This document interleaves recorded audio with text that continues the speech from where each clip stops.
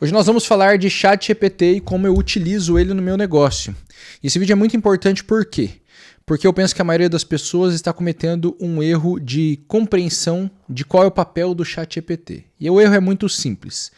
Ele está sendo tratado como um empregado, quando na verdade ele deveria ser tratado como um conselheiro, como um consultor. O ChatGPT tem que ser um membro do seu conselho para que você, como presidente da sua empresa, consiga tomar as melhores decisões.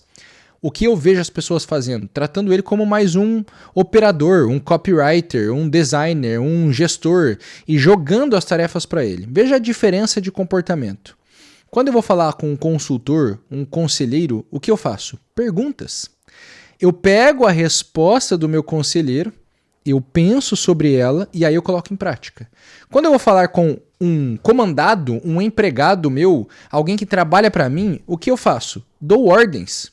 E ele tem que executar e eu espero um resultado daquela ordem. Agora, o que acontece?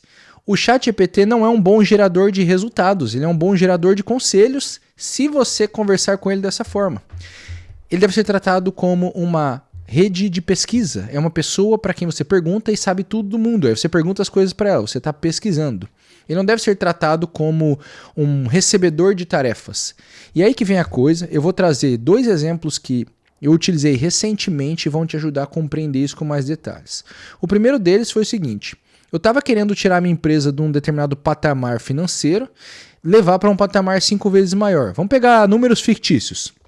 Eu quero que a minha empresa, que hoje fatura 2 milhões por ano, passe a faturar 10 milhões por ano. O que eu fiz? 2 coisas. Primeiro, na verdade são 3 passos, tá? Primeiro, eu montei o meu próprio plano. Bom, eu acho que o meu plano para eu sair de 2 para 10 é fazer isso, contratar esse tipo de pessoa, montar esse tipo de produto. Montei o meu plano. Depois, passo 2, eu fui no ChatGPT e eu pedi o plano dele. Primeiro ele me deu o plano dele. Aí eu olhei o plano dele e comparei com o meu para ver o que tinha de diferente e o que tinha de igual. E por último, eu fui abrir um novo chat que não tinha o histórico daquele anterior, passei o meu plano para ele e perguntei o que ele achava do meu plano.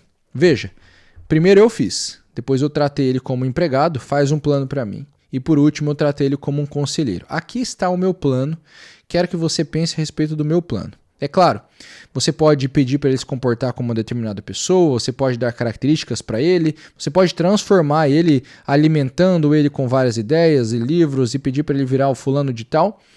Mas o princípio é o importante aqui. Quando eu fui e pedi para ele me dar um plano, até tinham coisas parecidas, mas ele me dá um plano genérico. Por mais que eu descreva bem a situação, é muito mais interessante a resposta que ele me deu quando eu joguei o meu plano, pedi os conselhos e ele fez os ajustes finos. Por quê? Porque daí ele não fugiu muito da minha concepção inicial.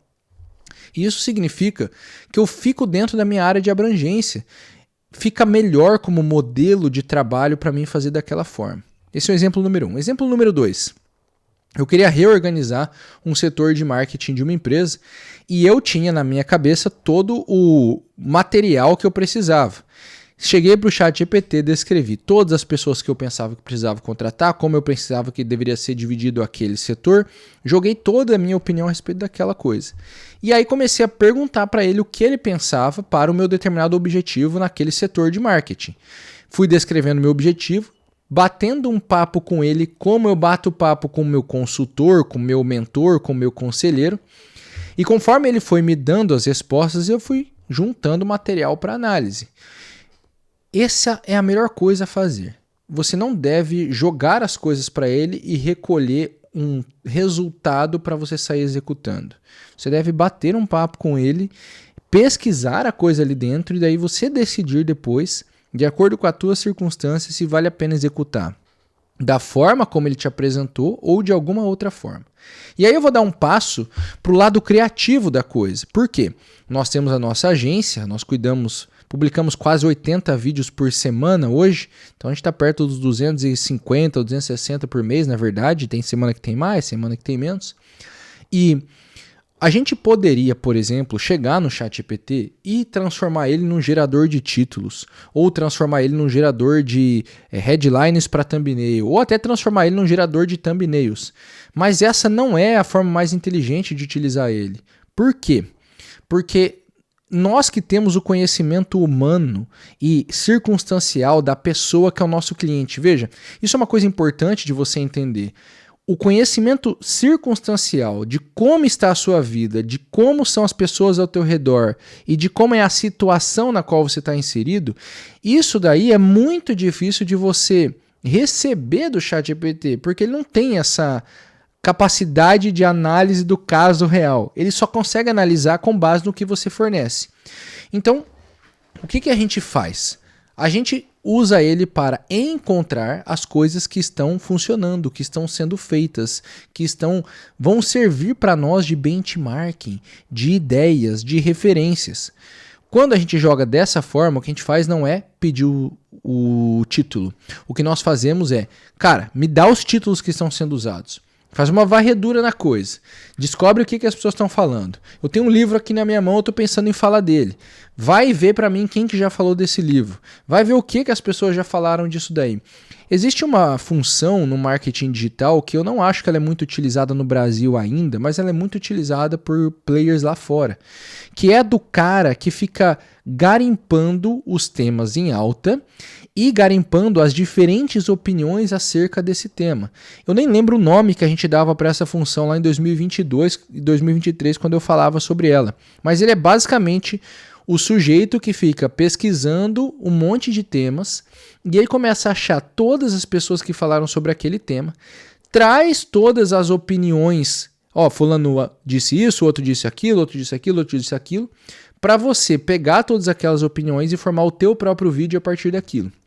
Para quem quer crescer criando conteúdo com base na opinião, canal de opinião aqui no YouTube, isso é maravilhoso. Só que agora você consegue fazer isso com o ChatGPT. Então, ao invés de eu pedir para ele entregar o resultado de um vídeo, eu uso ele como matéria de pesquisa. Cara, me fornece ele vai começar a fornecer várias referências, eu vou buscando o assunto, eu vou cavando ali dentro dele, eu vou achando as diferentes opiniões, e aí, com base naquilo que eu pesquisei, eu vou lá e tomo a minha atitude, eu vou lá e resolvo a coisa, eu executo a ação do meu jeito. Então veja, eu não sou entusiasta da inteligência artificial como produtora do conteúdo no meu lugar. Estava até conversando com alguns redatores que trabalham comigo esses dias e a gente estava falando exatamente isso. Cara, olha, a gente sabe que conteúdo que passou pela IA já não é mais conteúdo autoral. Conteúdo autoral para nós é 100% da nossa cabeça. A gente fez o conteúdo. Agora, não tem nada de errado em usar a inteligência artificial, até porque no campo digital, a gente não está atrás do conteúdo mais autoral possível. No Instagram da vida, num lugar que você publique textos, você está preocupado só em gerar volume, gerar material para que as pessoas te conheçam. Só que quando a gente pensa no campo autoral, eu quero escrever o texto que veio da minha cabeça, eu quero fazer o vídeo que veio da minha cabeça. Quando eu quero autoralidade e originalidade, porque assim, não existe 100% de originalidade, mas existe a tua criação que foi feita sem a ajuda de nada, entendeu? Não foi o ChatGPT que me ajudou a montar o roteiro, ele só me deu a referência dos temas que as pessoas estão falando. Então, quando a gente pensa em conteúdo autoral, e até nesse caso nem é autoral isso que eu estou falando, né? O chat já influenciou no meu vídeo, já deixa um pouco de ser autoral, mas tudo bem, isso é uma linha tênue que a gente não vai abordar nesse vídeo. Quando nós pensamos em conteúdo autoral, nós estamos pensando no conteúdo que você criou sem a ajuda da inteligência artificial. Quando nós estamos pensando no uso da inteligência artificial para escrever no teu lugar e você sair 100% da autoralidade, eu não acho que funciona. Eu acho que o material sai muito ruim. Porque ou ele não foi feito para isso, ou ele não está refinado para isso hoje. Então, o que eu penso? Vamos resumir a coisa e finalizar essa conversa. Você deve usar o ChatGPT como matéria de pesquisa, como um consultor, como um conselheiro e não como um empregado.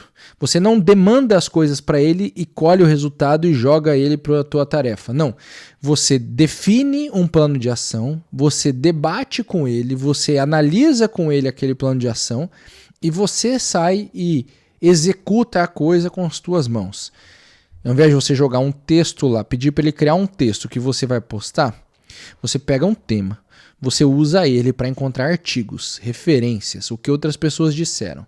Você estuda aquele tema a partir das referências que ele te entregou, você vai lá e produz o texto. Hoje, e eu penso que cada vez mais com o passar do tempo, isso vai significar conteúdo diferente. Quanto mais o tempo passar, mais as pessoas vão só fazer o ChatGPT cuspir conteúdo genérico. O fato de você fazer dessa forma, ao invés de tratar ele como um empregado, tratar ele como um consultor, vai te ajudar a produzir algo que ninguém vai produzir.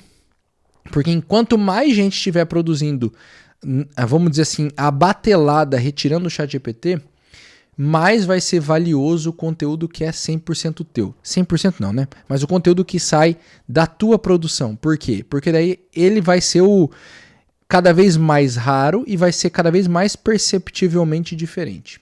Tô te falando, isso aí vai acontecer no futuro. Isso é o que eu penso. Quero saber o que tu pensa sobre o ChatGPT. Me diz aqui nos comentários como você utiliza ele e o que você enxerga que vai servir para o nosso futuro. A gente se vê no próximo vídeo. Um grande abraço.